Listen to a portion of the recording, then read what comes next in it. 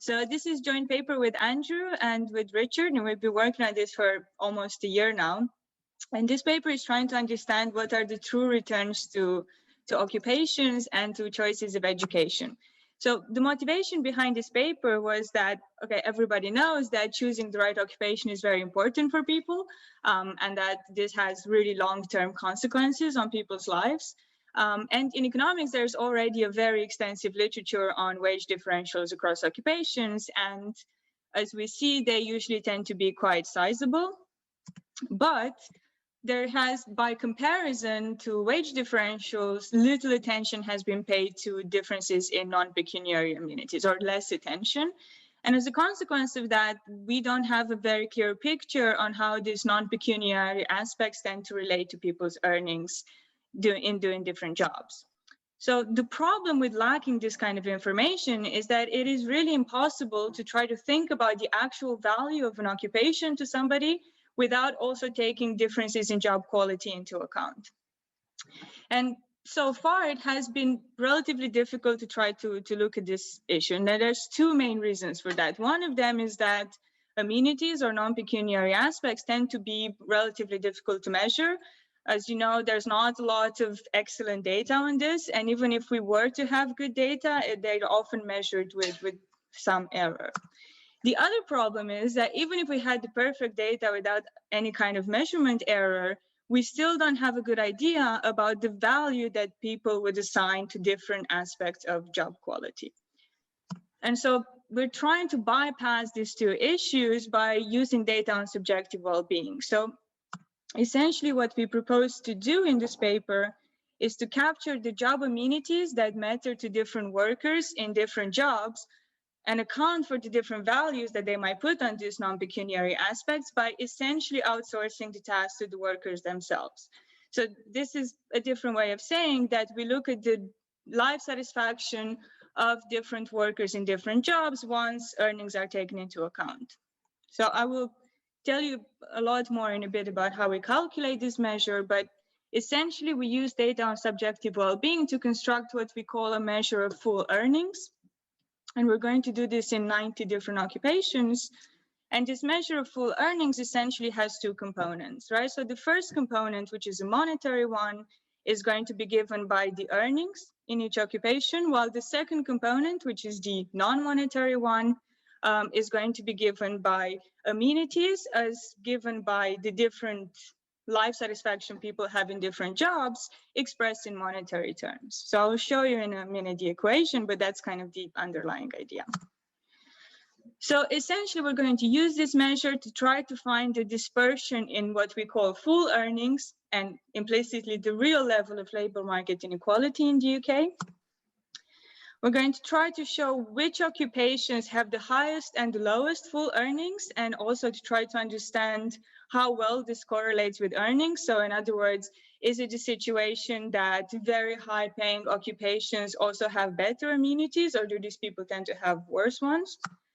And we're also going to try to say a few words about, okay, what are the true returns to education in the UK once we take non-pecuniary aspects into account? And can we say something about the real gender and ethnic gap in the labor market? So we know that women and ethnic minorities tend to be disadvantaged in terms of wages. Are they compensated through amenities, or are their labor market outcomes even worse than we observe right now? So data-wise, we use mostly the annual population survey. So I think most of you are familiar with that. It's a repeated cross-section. It's representative of the UK population. And we're going to restrict the sample to those who are full-time employed between 20 and 65. We're going to use mostly life satisfaction. So everything I'm going to show you today is going to be with life satisfaction as our measure of subjective well-being. Earnings are going to be given by the logarithm of hourly pay. So we have pretty good data on this in the annual population survey. And we're going to look at 90 different occupations. These are going to be at the 3-digit level. So it's relatively disaggregated. Now, the problem with the annual population survey, which everybody knows, is that it is cross-sectional. So this is kind of a limitation in our setting because we know that people are not randomly allocated to occupations. So there is likely a lot of selection going on here.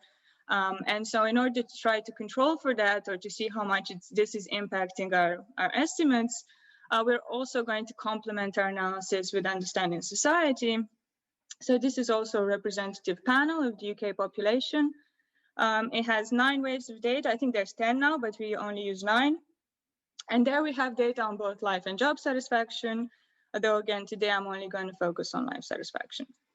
And so by using understanding society, we can do a fixed effects analysis, which is going to essentially estimate our results by movers. And hopefully we can control for a lot of the unobserved characteristics. So let me just show you a little bit how we estimate full earnings. So we essentially have an equation where the left-hand side variable is life satisfaction on an 11-point scale. And we essentially try to explain variation in life satisfaction by a vector of demographics. So here we're being very restrictive. We only add, I think, age, gender, and ethnicity. By the logarithm of earnings in each occupation, and by a set of dummies, which are these alpha 3Js, on each of the 90 occupations in our sample. And so basically these alpha 3J coefficients measure the non-pecuniary advantage of each occupation, because A, we have already control for earnings, so they can only capture the non-monetary differences across occupations, and of course, because the dependent variable is life satisfaction. So in a way, you can think of equation 1 as explaining life satisfaction by demographics and a measure of full earnings, where full earnings, as I said in the beginning, is made up of 2 components. On the one hand, you have a monetary component, which are the earnings of each individual I working in occupation J, and then you have a non-monetary component, which is specific to the occupation. And these alpha 3Js can essentially be translated into monetary terms if we divide them by this alpha 2. Right, so this is basically our measure of full earnings. And we're going to try to compare full earnings with earnings and see, in a way, how much bigger or smaller labor market inequality is in the UK. So before I go and show you the dispersion, let me just show you very quickly the predicted life satisfaction equation. So I would say the coefficient that is of importance here is the log earnings. So this is essentially the alpha 2 in the previous equation. So this is telling us that a doubling of hourly earnings is going to increase life satisfaction by about 0.12 standard deviations, which is roughly in line with previous studies if you keep in mind that we're only looking at people who are in full-time employment. So these are I would say, the key results of the paper. So in this table, I just want to show you essentially 3 important standard deviations: that of earnings, that of non-pecuniary aspects translated into monetary terms, and that of full earnings.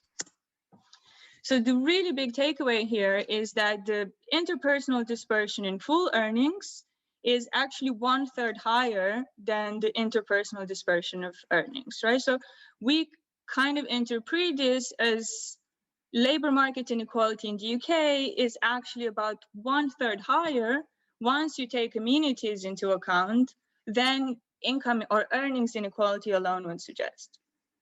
So that's kind of the key takeaway of the paper. The other thing that's quite interesting here is that even though these non-pecuniary amenities dispersion is quite sizable, in the UK there is still quite a lot more dispersion in earnings than in amenities.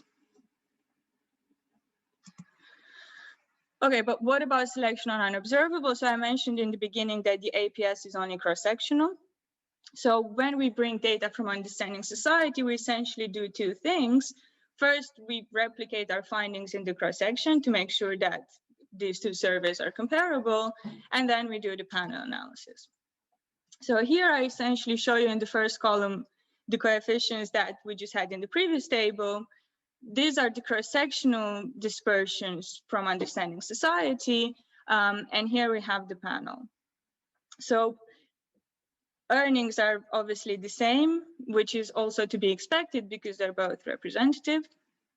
What I would say is kind of the important thing here is that these alpha 3Js, before being translated into monetary terms, tend to actually be quite similar. So it's 0.1 in the cross-section, in the APS, 0.15 in understanding society, and extremely similar in the panel as well. So we take this kind of some indication that selection into different occupations is not the main driver of this variation. So we cannot entirely exclude that this is not happening to some extent, but it doesn't appear to entirely drive our results. Now, of course, because the coefficient on income tends to be smaller in the panel, so this is not something that's just in our study, that's quite a common finding, we mechanically have more dispersion in full earnings in the panel. So that's why this number here is actually much higher. So let me just kind of show you which occupations have particularly high full earnings and which have particularly low. So I hope you can see that. I apologize if it's too small. So I plot the top 10 occupations with the highest full earnings and the bottom 10. And I would say that generally we see a positive correlation between earnings and amenities. So for example, here at the top, we have chief executives and senior officials. They happen to be the highest paid individuals in our sample, and they also have the highest full earnings, right? So these people not only have very high wages, but they also have particularly good amenities. At the bottom, you have people who work in elementary sales. They have very bad wages, but really terrible amenities. So even though this is not a perfect correlation, there is some indication that they tend to move together, although there are some strange exceptions too. So we have some people working in some manual labor that also tend to have quite good amenities. So going back to education, when people invest in an education, we already know that they're going to have higher earnings, but are they also going to additionally benefit in terms of amenities?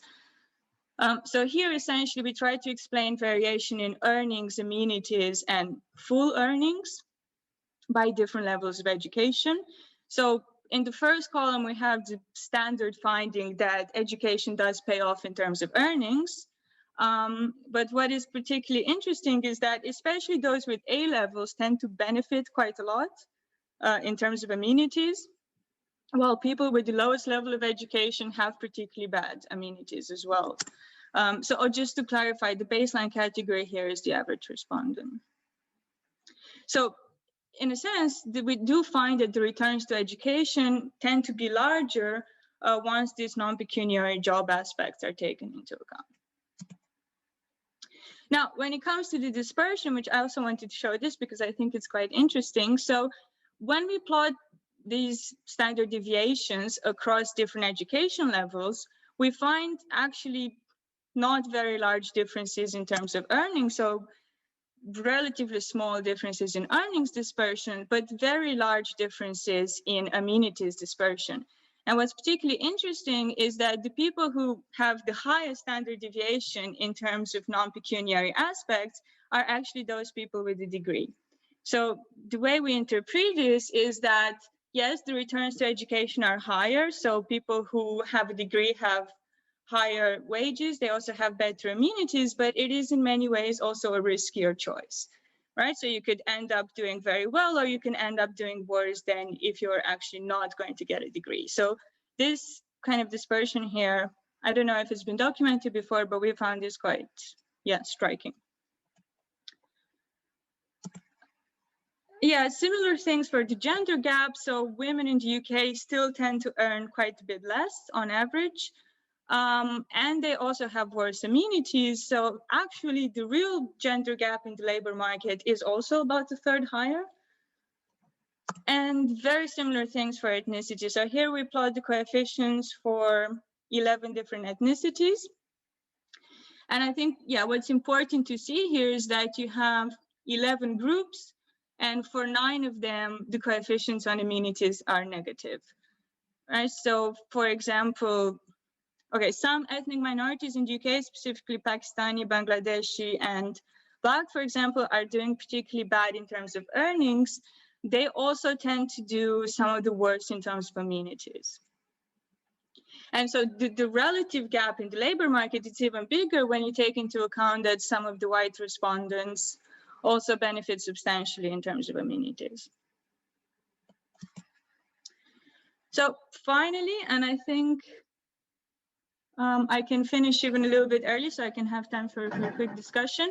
We also tried to reproduce our results in the United States just to kind of understand, okay, is this phenomenon specific to the UK or is it something that we see also in other developed countries? So in the US, we use the General Social Survey. This is quite a small yearly sample, so we are quite careful in how we interpret this, but we also have a much longer time span. So we have 30 waves of data since 1972. And so let me just show you the standard deviations that we find in the US. So what is, I think, most striking here is that actually dispersion in earnings, amenities, and in a way mechanically full earnings is about 50% higher in the UK. So the US tends to be quite a bit more unequal. But what's really interesting is that the ratio between earnings and full earnings is exactly the same. So the full labor market inequality in the US is exactly 1/3 higher than the earnings inequality according to our measure. So that seems to be extremely consistent with what we find in the UK. And to a large extent, we also replicate our findings on education, gender, and ethnicity. And in a similar way, there is much higher inequality in the US. So the ethnic gap is higher and the gender gap is also higher. And the returns to education are also more unequal. So the returns in terms of amenities to a degree in the US are enormous. But the results go in a similar direction. So just to sum up quickly, we show that without taking data on, taking data on well-being into account, the labor market inequality is largely underestimated. So we show that if you take our measure seriously, full earnings dispersion is about 1/3 higher than earnings dispersion in the UK. There does appear to be a positive correlation between earnings and amenities. So high-paying occupations have higher full earnings and low-paying occupations have lower full earnings. And that also, I didn't show it on the slides today, but that seems to also be consistent in the panel. Or at the very least, in none of our specification, we find a negative correlation. And controlling for differences in job quality, the gender gap and the ethnic gap are larger than earnings alone suggest. And the returns to education do tend to be significantly higher as well. Although, interestingly, the returns to a degree are also quite unequal. And we largely replicate our results in the US as well. Okay, so I'm just going to stop here to, have a few questions and have a discussion about it.